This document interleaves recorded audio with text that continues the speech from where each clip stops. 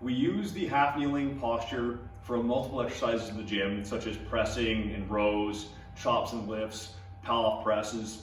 And it's a great posture to use because it limits the amount of joints we're using in the lift. So it makes it very hard to cheat and to do it wrong or to compensate, or it can expose some compensations you may have as well. So what we're looking for in a half kneeling posture is a front leg at 90 degrees bent at the knee, and the back leg at 90 degrees bent at the knee. We want to think of squeezing that trailing glute, so almost think like you're turning your belt buckle up, bracing to the abs, being nice and strong here, and being nice and tall through the crowns. So in that position, I should really feel almost a hip flexor stretch if I'm doing that correctly to begin with. So this would be like a side profile of that half kneeling position. And again, we want to see that back toe tucked. From the front, I like to coach it like as if we're on train tracks, where the front foot is on one side of the tracks and the back foot is on the other side. And you see the hip, knee, and the ankle are lined up, and the back, hip, knee, and ankle are lined up. If someone's using too much weight, we can tend to see this front knee kind of bow out. So be aware of that. And same with the back foot, we can see the ankle turn in a bit as well. So really focus on really windshield wipering that ankle out to almost overcorrect to get into neutral, and make sure we're not using so much weight that this knee is either caving in or we're taking a crazy wide stance and negating the effect of doing a half kneeling posture. So like I said at the start of the video, we use it for things like presses, chops, rows. If I'm doing a press,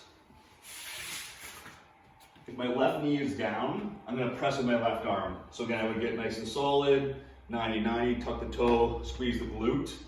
Then I would take my kettlebell or dumbbell, press overhead, and then come back down and control.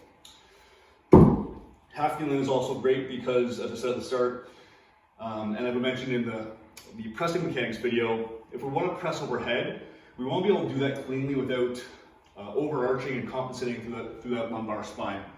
So with a front hip flexed and a back hip extended, it makes it a little more challenging to do that and turn it into a modified incline press.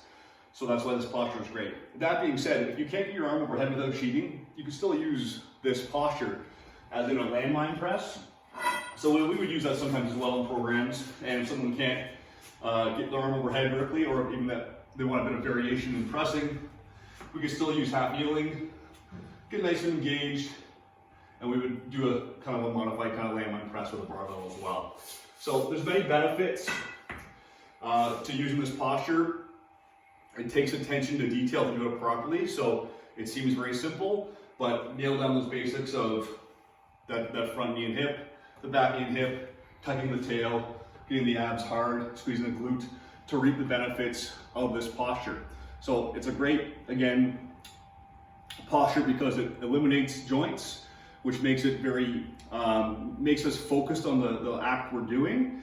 And it can be a little bit of variety in your programming as well too. So I hope that gives you a bit of clarity to the half kneeling position. If you have any questions with it, let us know.